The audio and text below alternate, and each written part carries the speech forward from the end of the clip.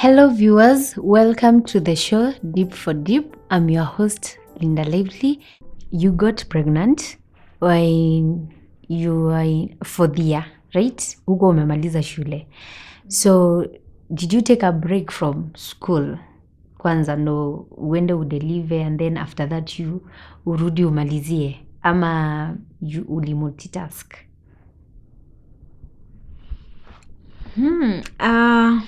Actually, when I knew about my pregnancy, I was in my final year. I was doing my last units.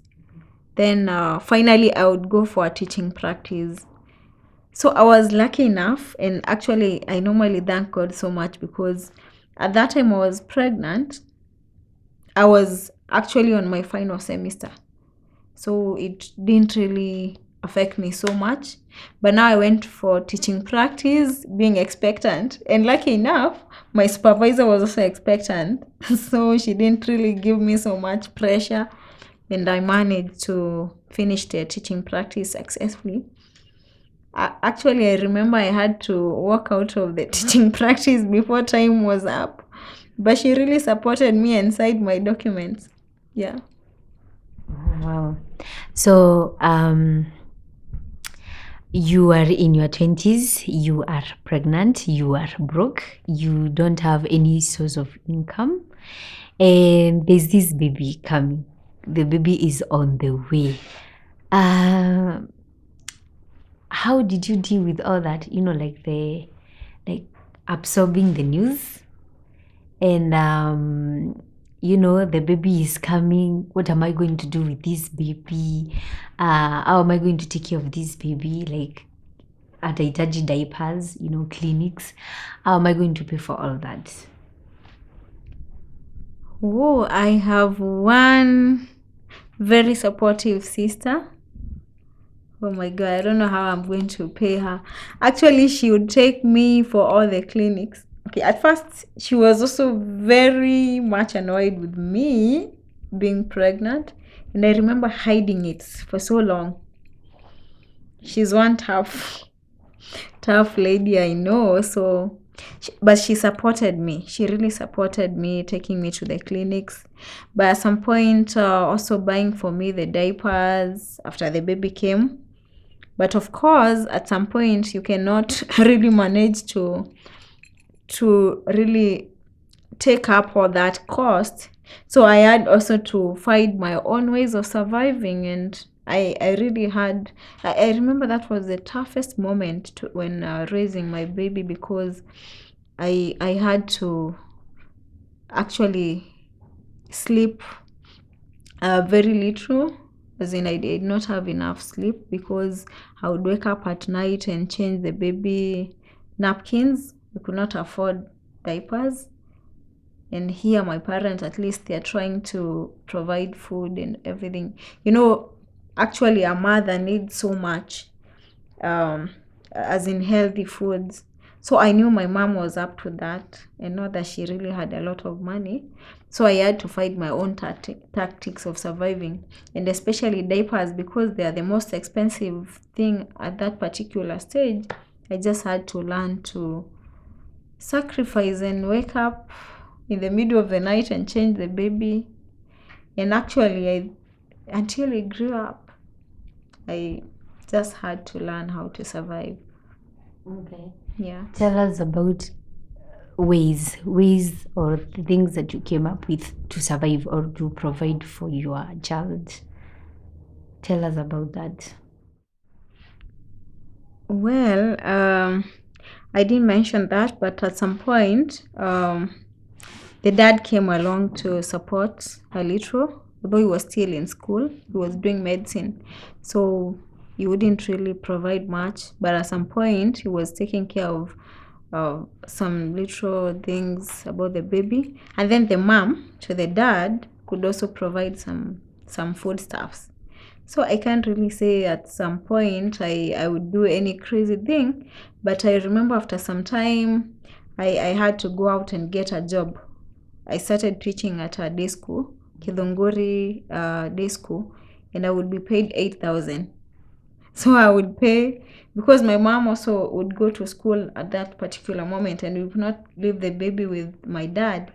So I had to hire a house help. So I would pay the house help 4,000, and I would be left with 4,000. So you just have to survive. And the 4,000, at some point you find you're left with nothing, because you'll pay the transport and everything. So let me say, raising a kid, it's not that easy, especially when you're broke.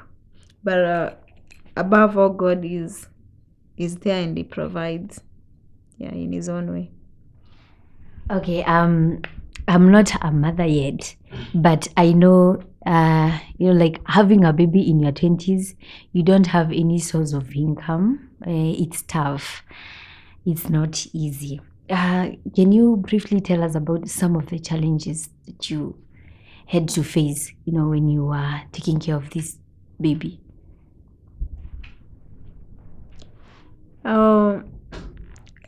Being at home, I think the thing that really made me feel bad, because I wouldn't really say that I'm the one who provided much of maybe the baby's food and fruits, but I had to go out of my way. As I said, at that particular time when he's growing, before I got even a better job, being paid 8,000, it was really tough.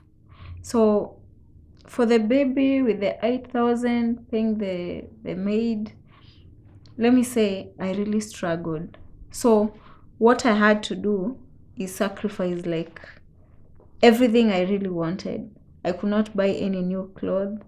I could not make my hair. I could not do anything. But the little that was left, I would maybe take it to the baby, buy some diaper, 1 or 2, at least we could go to church. You see, let me say, it was really tough, and it needed a lot of sacrifice. Like, you forget yourself. You just look like any crazy woman around, because you cannot buy good clothes, and you're a teacher, and until even students are almost counting your clothes. Like, I remember I was telling another person, there's a time I had 2 skirts, 2 tops, and 2 blazers, and 1 dress. Imagine, that is how I could survive in that school, because I really wanted to give my son what I had, and perhaps to support my mom, because she really tried to help us. And of course my dad, they tried, but I still had to sacrifice. Okay, from where I come from, or and some of my friends, I have some of my friends that also got pregnant at their 20s, and I've seen them. And when they did, the society tends to, separate themselves and mock them, look down on them, despise them. So there's this stigma that comes with, when you get a child at your early age. How did you deal with that? Because it can be a lot. It's for sure, it's too much, looking at the society.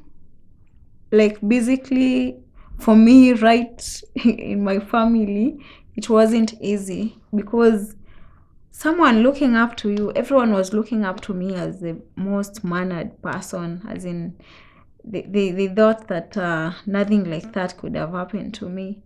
And yes, it's a challenge from the society. But what I can tell these young ones, once it happens, we are growing, we are not perfect, we make mistakes. So for me, what I know is that don't let people judge you because of your mistakes. You have to own them, and you have to find a way of walking out of that. That is, you forget whatever has happened and press on. Don't give up on your dreams. A kid cannot, I know at first it's tough, but a kid cannot stop you from achieving your dreams. You should actually dream more to make that kid grow. And then Maya says that change what you can. But if you cannot, as in what you cannot change, you just accept. And actually, that's how I wrote my first book, Life Beneath My Self-Esteem, because you realize that the mistakes you make, people can really make a big deal out of them. And it's really not a big deal. Once you accept yourself, you just move on with life. You live your dream. Yeah, and I'm living my dream. As we wind up, what can you tell teenagers or young people, young adults who are at their 20s? And what can you also tell those who are already mothers and fathers, and they're in their 20s? Oh, that's amazing. For the young mothers, like I am, I would tell them that they should never give up on love. I know that's one area that you really feel heartbroken when you have a kid and you're like, who is going to love me anyway? But as I said, a kid should not stop you from dreaming. A kid should not stop you from loving. Yeah, you should just accept whatever happened. Don't live with any bitterness. Don't live in denial that maybe you're rejected. You just need to move on with life, and that's it. And then for the adolescent, for those young girls who are enjoying themselves, I'd love to tell them, just be careful, because if you get to a point where you get a kid, let me not lie to you, life is really tough, and you will have to take a longer path to heal, or rather to accept, and it's not easy. So if you're able to take care of yourself, just take care of yourself. Avoid too much sleeping around, avoid sex. Actually, you should abstain, because I cannot really tell you to make use of the contraceptives, which can really affect you at some point when you really need that kid. So why don't you just try to have some self-control? Yeah.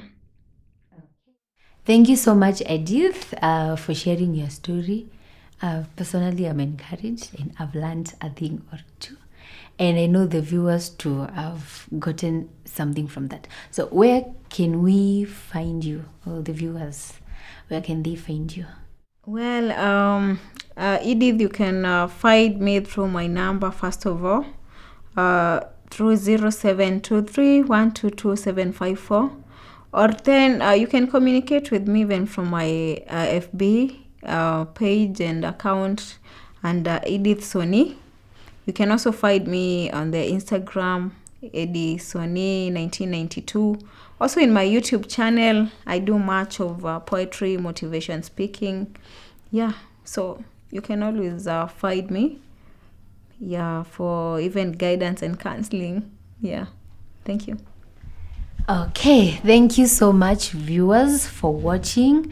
I would like you to help us out by liking, commenting, subscribing, and